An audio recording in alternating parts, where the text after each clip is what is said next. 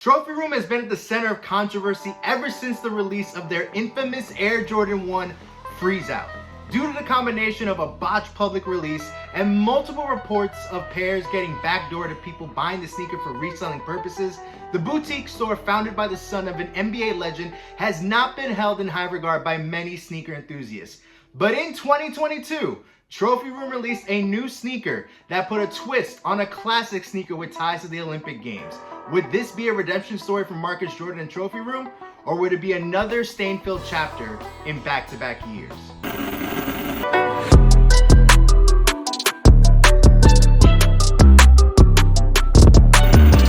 There's a new sheriff in town with the Trophy Room Air Jordan 7. The latest sneaker collaboration between Jordan Brand and Trophy Room tells the story using the sneaker behind Michael Jordan's second NBA championship that occurred right before the 1992 Olympic Summer Games in Barcelona, Spain. But many people, those who bought the sneaker or are still determining if they want the sneaker on the resale market, don't know this. There is a critical error on this sneaker. Can you see it? Don't worry, we'll get to it, but let's take a closer look at this sneaker before we do. So the Air Jordan 7 is the seventh sneaker part of the Air Jordan line between Nike and Michael Jordan. This sneaker was part of many iconic moments of Michael Jordan's career, including but not limited to his memorable shrug game, his second NBA championship, and an Olympic gold medal.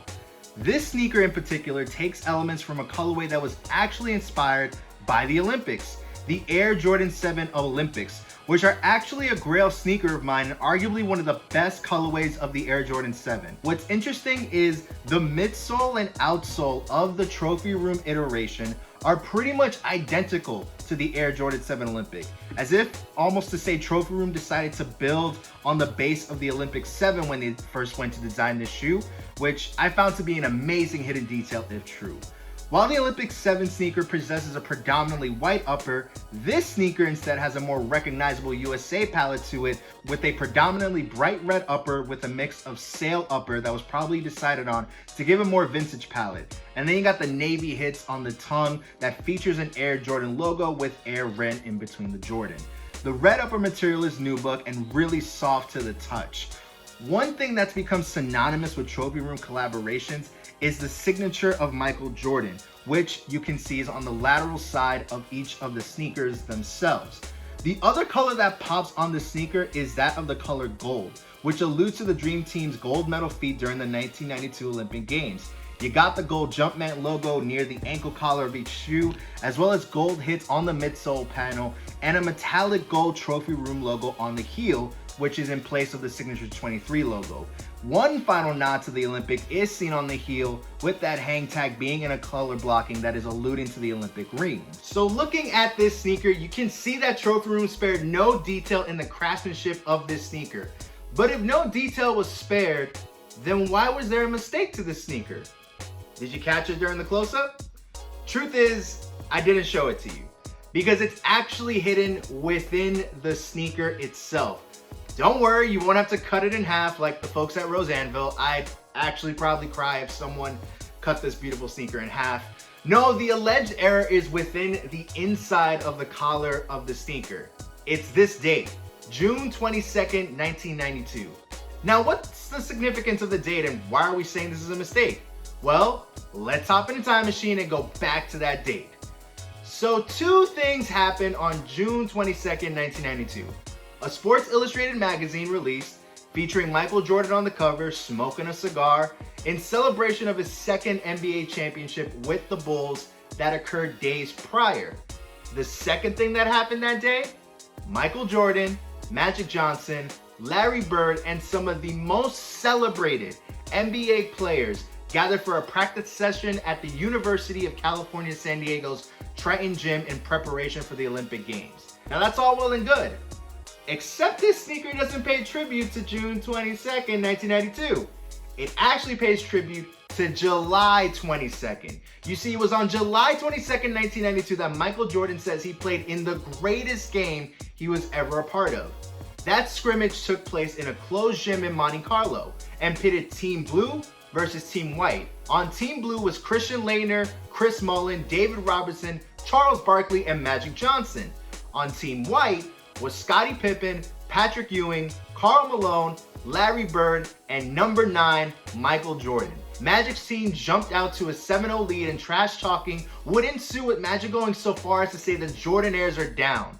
From that point, Jordan went to work, scoring, passing, and jawing back and forth with Magic. Jordan went on to lead all scorers with 17 points, leading his team to a comeback victory of 40-36. But the chatter didn't end, as Magic and Michael kept on going back and forth.